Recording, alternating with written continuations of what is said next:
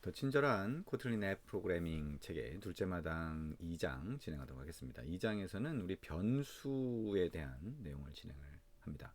우리가 일반적으로 프로그래밍 언어에 대해서 배우게 될 때 변수, 그 다음에 함수, 클래스, 인터페이스, 그 다음에 리스트 형태 이렇게 많이 진행이 됩니다. 배열이나 리스트 이렇게 진행이 되죠. 그래서 그 형태대로 이렇게 따라갈 겁니다. 우리가 자바를 배울 때도 그런 형식으로 따라가게 되고요. 다른 언어도 비슷한 패턴으로 이렇게 진행이 됩니다. 요즘에 이제 객체지향 언어라고 할 때는 거의 그런 형태로 진행이 되죠. 그 중에 첫 번째가 이제 변수라고 하는 겁니다. 변수라고 하는 게 어떤 거고, 그 다음에 코드에서 어떻게 반영이 되는지, 그리고 앱 개발을 할 때는 어떻게 사용이 되는지에 대해서 이번 장에서 같이 볼 수가 있습니다. 이번 장부터 해서 이 코틀린의 어떤 기초적인 내용들을 보면서 동시에 앱의 기초적인 화면들을 같이 만들고 동작시킨다 라고 보시면 될 것 같습니다. 차근차근 우리가 익숙하게 만들어가는 과정이라고 보면 되고요. 이전까지 맛보기로 했던 것들이 이제 하나씩 하나씩 이해가 될 겁니다. 그래서 앱의 기본 구조라든가 이런 것도 중간중간 같이 확인을 하도록 하겠습니다. 자, 값을 담아둔다라고 하는 의미로 우리가 변수 상자라고 하는 걸 생각할 수가 있는데요. 이 변수 부분에서는 물음표 기호가 하나의 산입니다.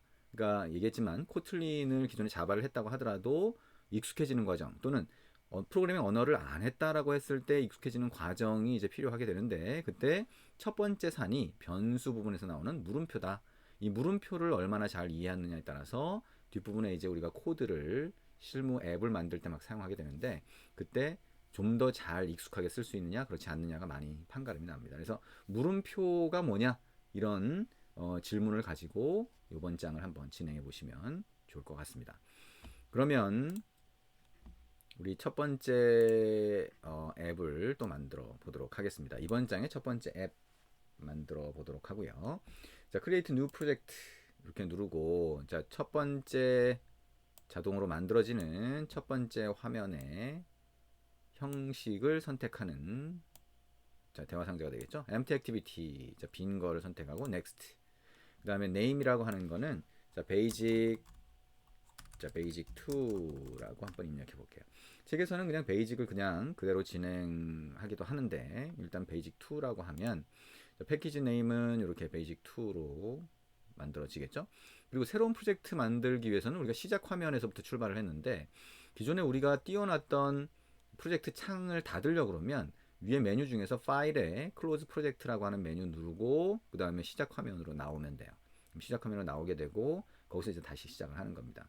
기존 프로젝트에서 계속 책에서처럼 이어서 하셔도 되는데 이렇게 새로운 프로젝트를 하나 더 만들어 보고 있습니다.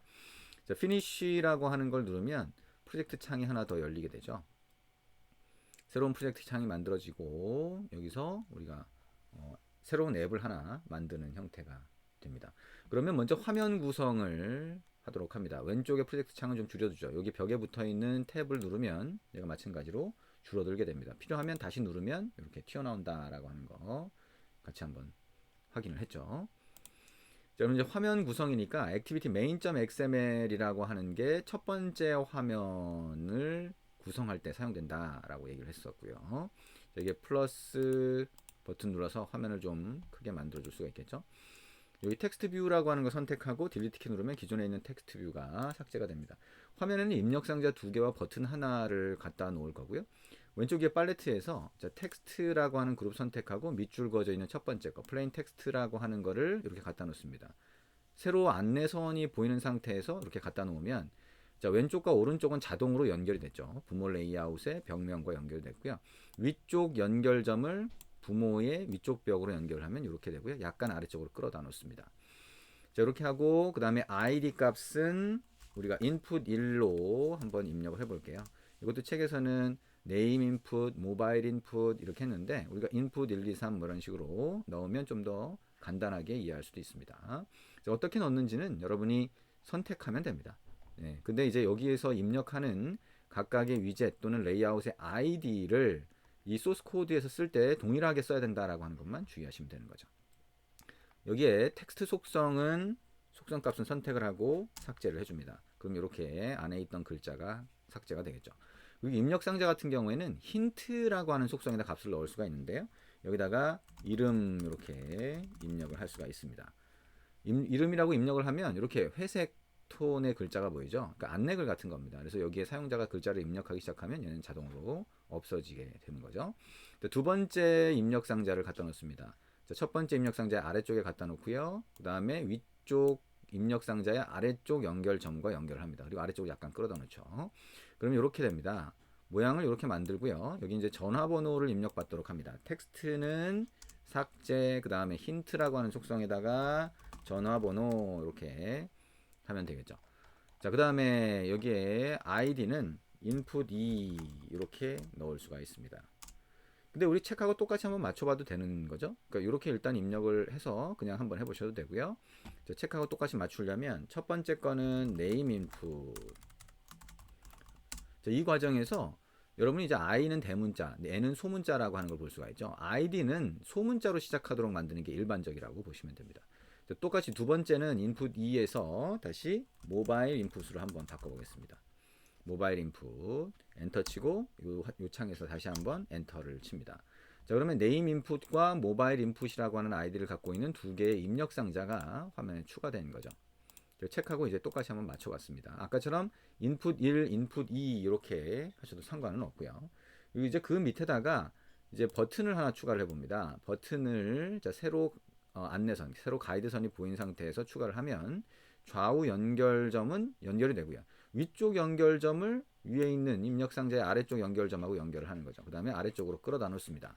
그리고 자, 요 id라고 하는 게 있는데 id는 그냥 일단 버튼으로 놔둘게요. 다른 이름의 id로 바꿔도 상관은 없습니다. 그 다음에 버튼 위에 있는 글자를 변경을 하려면 이것도 이제 텍스트 속성을 찾아야 되겠죠. 그 텍스트 속성의 속성 값을 자, 확인 이렇게 바꿔보겠습니다. 엔터 치고 그러면 확인이라고 하는 글자가 보이겠죠. 자, id는 이렇게 name input, mobile input, 버튼이다 라고 하는 거 생각을 하고 이제 mainActivity.kt라고 하는 파일로 넘어가겠습니다. 근데 우리가 화면에 추가했던 거를 그대로 id로 사용을 하려고 그러면 우리 프로젝트 창을 열고 그레이들 스크립트의 build.gradle 두 번째 거 더블 클릭하고요. 플러그인스라고 하는 거에 중괄호 안에다가 한 줄 추가해야 된다 그랬죠. 그래서 요거를 선택해서 복사 컨트롤 C 엔터 치고요. 컨트롤 V 한 다음에 여기 커서 두고 extensions 이렇게 입력을 하면 됩니다. 그리고 위에 sync now 눌러주시면 되겠죠. 그럼 이제 익스텐션 플러그인, 안드로이드 익스텐션 플러그인이라고 하는 게 추가가 된 거고요. 얘가 sync now라고 하는 걸 클릭했을 때 인식을 한 게 됩니다. 그럼 이제부터는 우리가 이 화면에 추가했던 위젯들의 아이디를 이용해서 바로 소스 코드, 소스 파일이라고 할 수 있죠. 여기서 접근할 수가 있습니다. 사용할 수가 있다는 얘기가 되겠죠.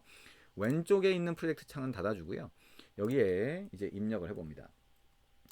자, 우리가 버튼을 클릭했을 때 어떻게 동작하는지 한번 해보는 거 이전에 해봤었죠. 버튼이라고 입력하면 아래쪽에 이렇게 뜨게 되는데 팝업이 뜬 상태에서 엔터 그러면 임포트가 한 줄 자동으로 추가된다고 했습니다. 점 set on 클릭까지 하면 자, 이렇게 뜨고요. 엔터 치고 다시 한번 엔터를 칩니다. 그러면 버튼이 클릭됐을 때 중괄호 안에 코드가 실행된다 라고 생각을 하시면 되고요.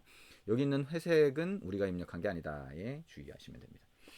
그러면 이제 입력 상자가 두 개가 있는데요. 입력 상자에 입력한 사용자가 입력한 글자를 가져오고 싶다라고 하면 입력 상자의 아이디가 name input이니까 name input.text.toString 소괄호까지 한다고 그랬죠. 그러면 name input이라는 아이디를 가진 입력 상자에서 .text.toString 글자를 갖고 와라라고 하는 얘기죠.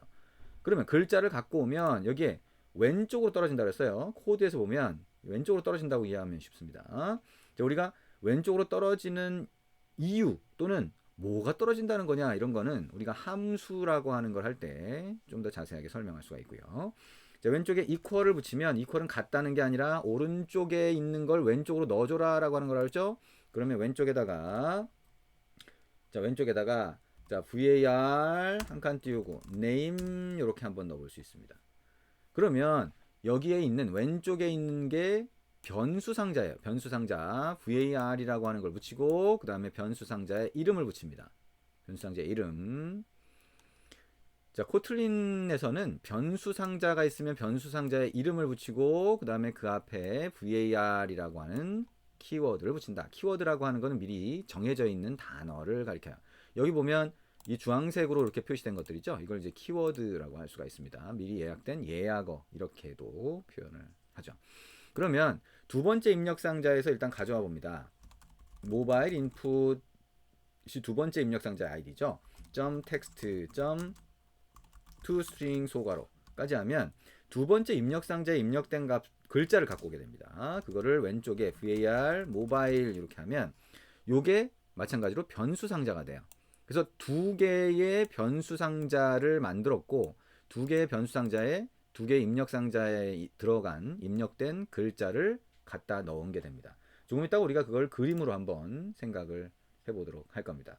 그러면 두 개 입력된 거를 자, 우리가 토스트 메시지로 한번 띄워봅니다. 자, 토스트 메시지 띄우는 거 t 대문자 토스트 점 make text 그 다음에 소괄호 안에다가 애플리케이션 app까지 입력하면 나오죠. 애플리케이션 컨텍스트 콤마 큰 따옴표하고 여기에 글자를 넣으면 된다.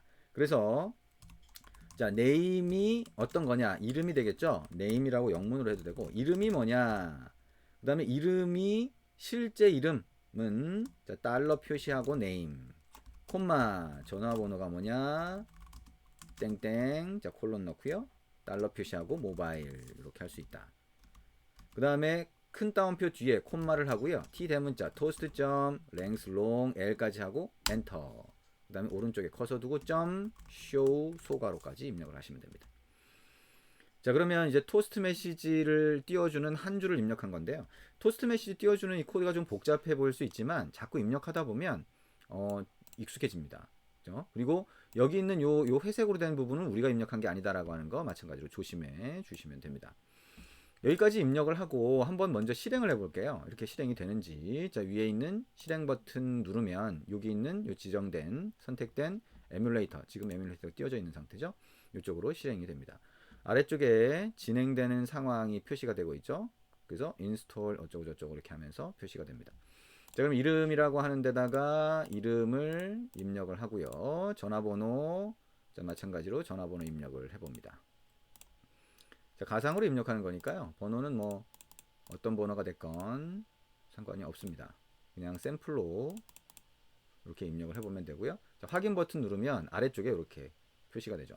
아까 우리가 여기 이 코드에서는 자 이름 땡땡 하고 이렇게 달러 표시하고 name이라고 했는데 실제로는 쫙이 출력이 되죠. 요거는 요 name이라고 하는 거에 들어가 있는 값을 출력을 한 겁니다. 자 이렇게 할 수가 있고요.